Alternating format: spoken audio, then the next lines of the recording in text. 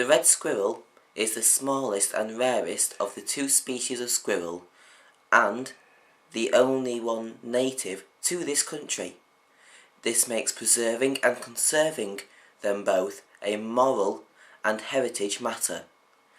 There are two main reasons for the red squirrel's situation.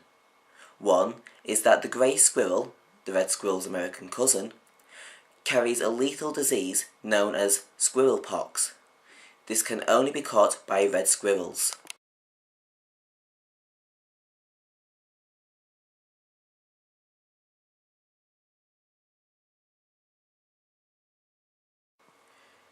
Two is deforestation. One of the favourite types of wood for building is Scots pine. This is a type of conifer tree, which also happens to be a specific type of woodland that red squirrels need to survive.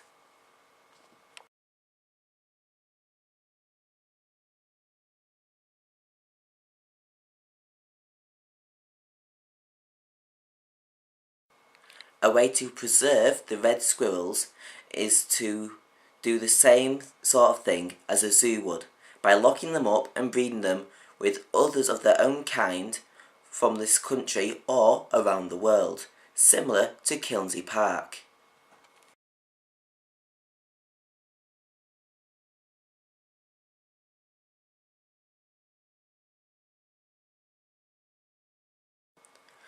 However, a way to conserve the red squirrel is to do similar to Formby, where they created a sanctuary for them to breed and grow in population.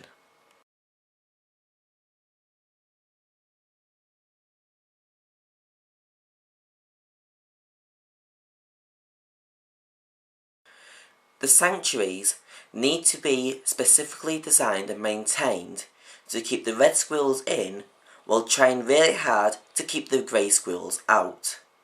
This can be done by, for the red squirrels, building feeding platforms for them to go and eat and to encourage them to stay and breed due to the amount of food that is around. Also, to keep the grey squirrels out, keepers and rangers around the park will rely on their own eyes and public to come in and telling them whether they've spotted a grey squirrel or not. Once they've found out that there's a grey squirrel in the area, they will set up humane traps to capture these animals, then dispose of them.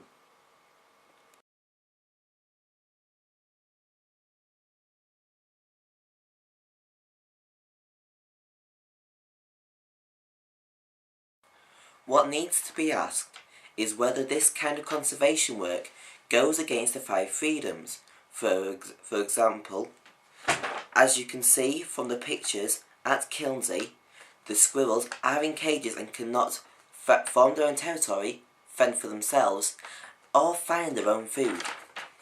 At Fresh Fields in Formby, visitors are being encouraged to feed the squirrels peanuts. This, in turn, brings both squirrels and humans in close contact with each other, thus making the squirrels more susceptible to humans and making it easier for humans to accidentally pass on diseases such as squirrel pox to the red squirrels. Another one is that, are the squirrels being conserved or being marketed for tourism? Squirrels have a very positive image in both literature and folklore.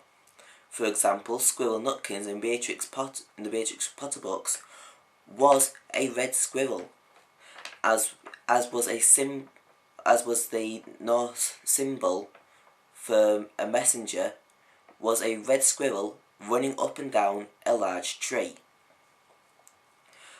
People pay to see red squirrels at Kilnsey, and in Formby buy nuts to feed the squirrels. Many children will also have a cuddly toy red squirrel or a puppet to play with. Would people be willing to conserve these creatures if they weren't cute, cuddly and easily sellable? I mean, if they were scaly and manky, would we want to conserve them? You'd think yes, because they are part of our culture and heritage. But a lot of people wouldn't bother.